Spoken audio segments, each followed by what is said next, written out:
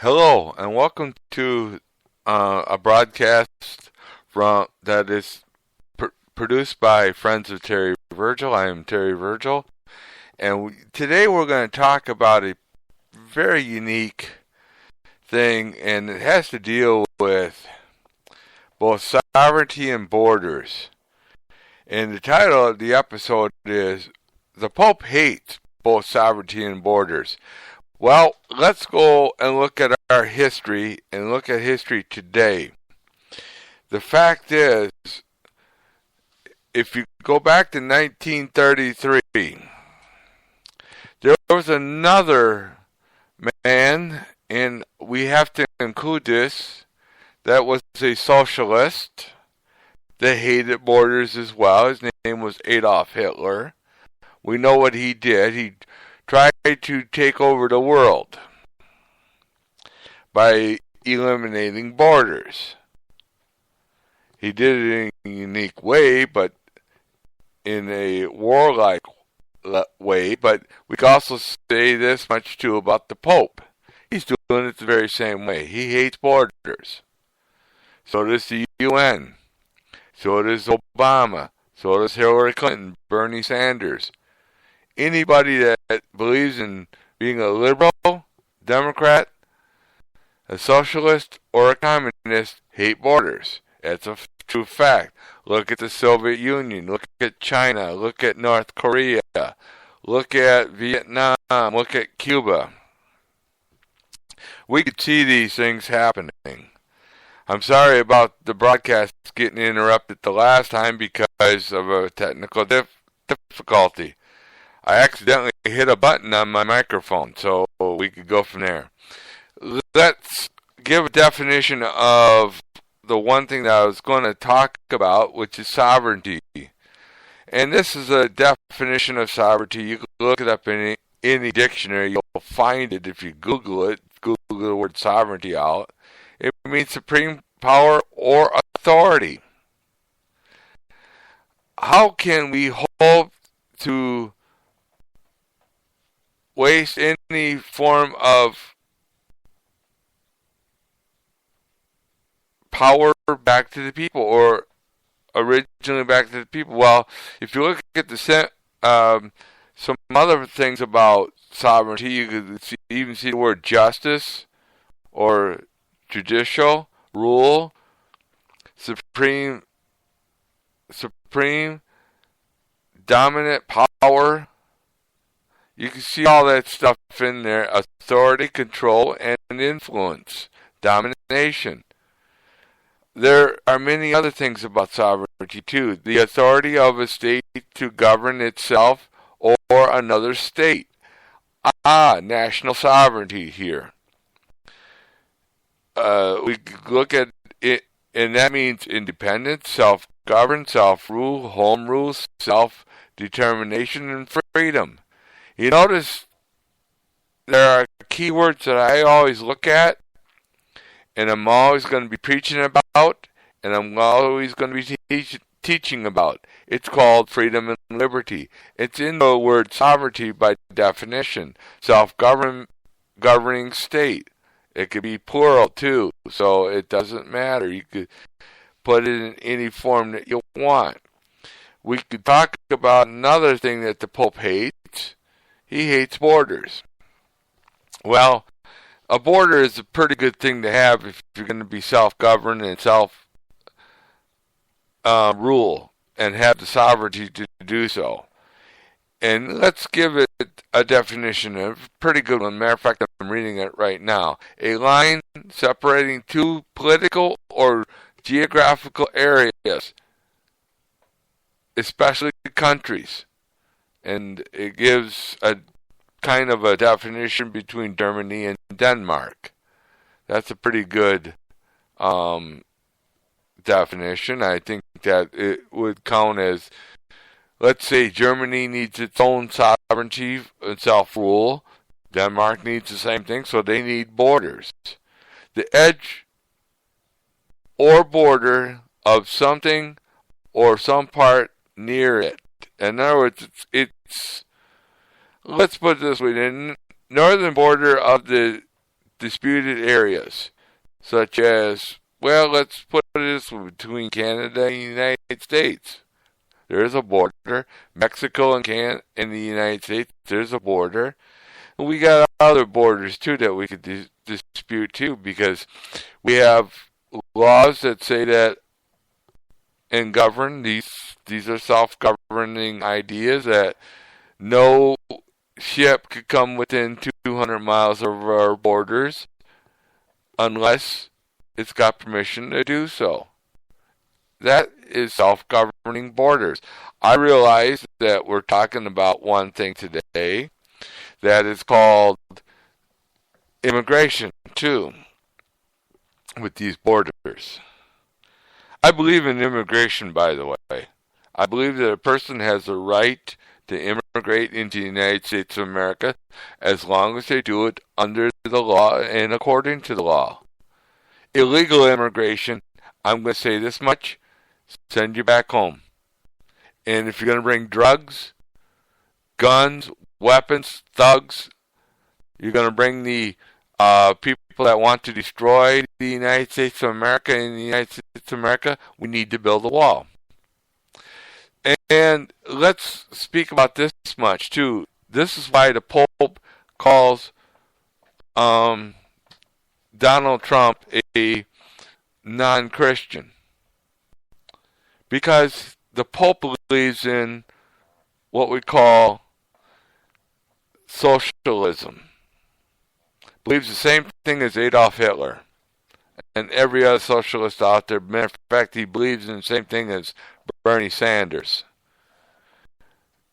If you read the scriptures and read it correctly and read everything in there, starting with Genesis chapter 1, verse 1, God created a chasm. A chasm is a word for borders between the sky, that's our atmosphere, and the earth.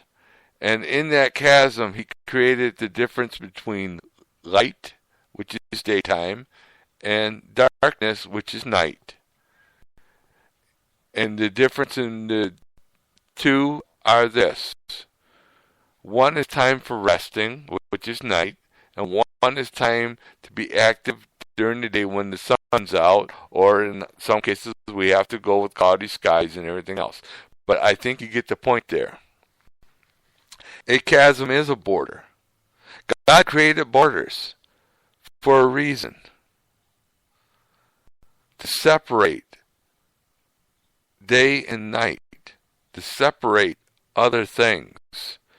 Us human beings, since we committed sin against God, and yes, we have to come back towards God in belief,